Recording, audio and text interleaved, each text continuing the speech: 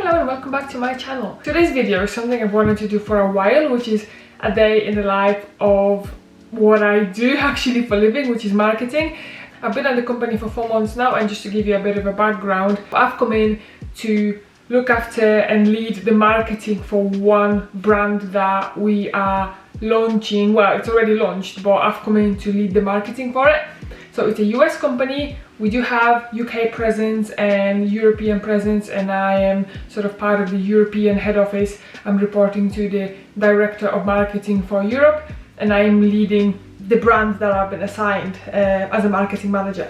So in marketing especially, I think, well, not think, I know, no day can be the same. Like, there are things that I have to do every day or every week, but in general, marketing is pretty varied. So you've got your social media, you've got your emails, you've got your paid ads, you've got your events, you've got a bit of admin to do. Like, there's just bits and bobs you've got to do. Most of the time I plan my own workload, so I know exactly what I need to get on with based on the goals I've got and based on what needs doing. But sometimes, I don't know, there may be a specific trial that someone wants to run, or there's like a request for a document or something like that, so I need to handle those too.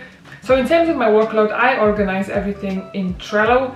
That's where everything sits: ideas, notes, like tasks that I've got outstanding, any campaigns I've got going, everything gets put on there. And at the same time, I've got my Outlook calendar where I've got obviously my meetings, but also deadlines. If I know I've got a print campaign deadline, it's going in there, and then I've got like reminders a few days before. And if I know that a trial of something I subscribe to expires, it goes in there as well. So I combine Trello with Outlook calendar, but also I like to write things down in my book. So I don't use like an actual planner or calendar because I find them too restrictive, because some days 1 page is enough. Some days I use up 3 pages because I've got meetings, lots of notes. And what I find is that using a blank notebook, and this is a Leuchtturm 1917 dotted, my favorite book. I love the smell, I love the how the paper feels, and I love the dotted dots, because I can then, if I need to, I don't do it a lot, but if I want to draw something, then the dots really help. Without further ado, I'm going to actually tell you what I do in a random day. So I will talk you through a Monday here. So normally I start my Monday with organization for the week. So once I've done that, I know what I need to get on with first. I know like straight away what's my priorities. It's probably something I was thinking about the night before or the whole weekend. But sometimes I've got meetings scheduled in already. Different Mondays, different days look different and they start differently.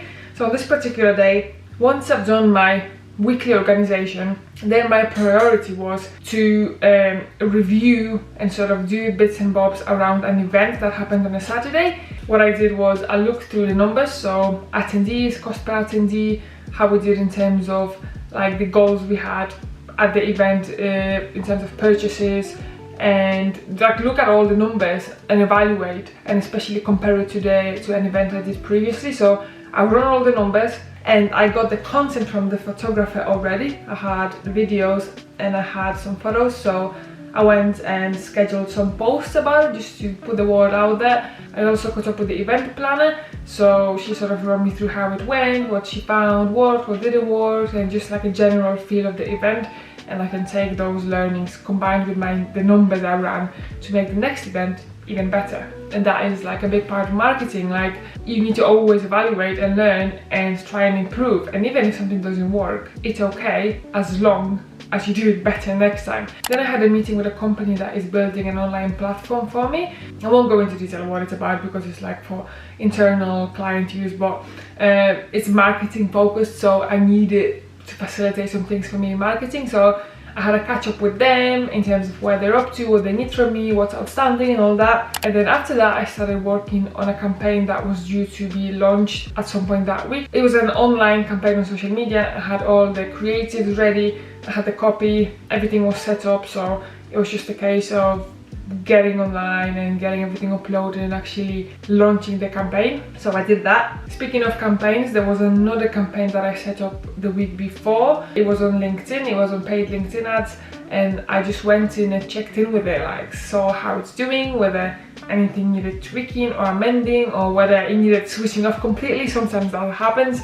My next meeting on the agenda was a meeting with the wider team that works on the brand I'm working with. So it's not a marketing meeting, it's just an everything meeting. So where we're at in terms of target, what's happening, what's going on with our clients and like B2B partners. That just involves myself, that involves finance, operations, supply chain, like lots of different people who come to that meeting to see where we're at. And I really like that I get to speak to everyone in every department, because it really helps, because ultimately it's so important to communicate and deal with other people in different departments, because it's all part of a bigger picture. Whatever I'm doing, I can't just do what I think I need doing. Like, I need to check in whether it's actually having an impact and what sort of is the priority at the minute that I need to start working on in terms of what the brand needs most. So that's where I can put my marketing effort. So those meetings are always very insightful and great.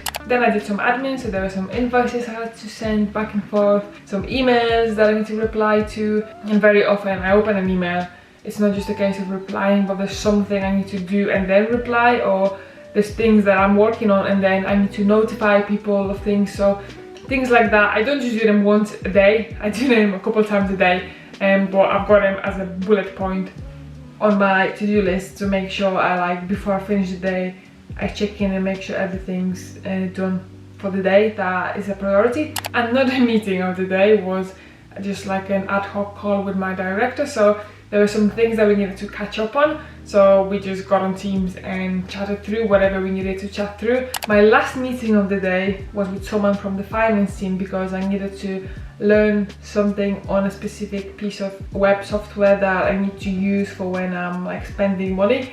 So yeah, she called me and she was super friendly and helpful. And then the last major task of the day that I wrote down was preparing for a meeting the next day that was happening at 9 o'clock. That involved just getting my head around the things that needed to be discussed and prepping some form of like presentation for me to share with the people on the meeting, and sort of knowing how to navigate the meeting and what I needed to make sure I ask and speak about. And I made sure I did it the day before, and then before the meeting I could still obviously briefly brief myself on it, but doing it the day before meant that I had plenty of time. Like, even if I was working late, then I'd rather do that than rush around in the morning and get up early because I've got a meeting, and then rush and then feel like I'm not prepared. So those were all the things I did. There will be other bits and bobs that happen, such as, like I said before, there's things that I've got ongoing in the works where they are pretty much progressing on email. So I get emails from people and I send people's emails. There'll be things like that that I did in between these tasks as well. Now, I don't write them down because there's just no point spending time writing them down. Like, I know they're happening, but what I write down is like the major, bigger tasks that I want to accomplish on a day. Now, very often I am guilty of overestimating, being too generous with thinking what I can achieve. So I do have a couple of things on this to-do list that I didn't actually get around to doing, but as long as I prioritize and I do the things that are priority and they need doing first, I try and not obsess over it. It can be quite disheartening, feeling like you've not achieved everything, but how I try to look at it is, look at all the things that you have done. Look at all the work you've just gone throughout the day. Don't feel like you've not achieved because out of 10 bullet points, you've only done 8. But you've done those 8 things. You worked all day.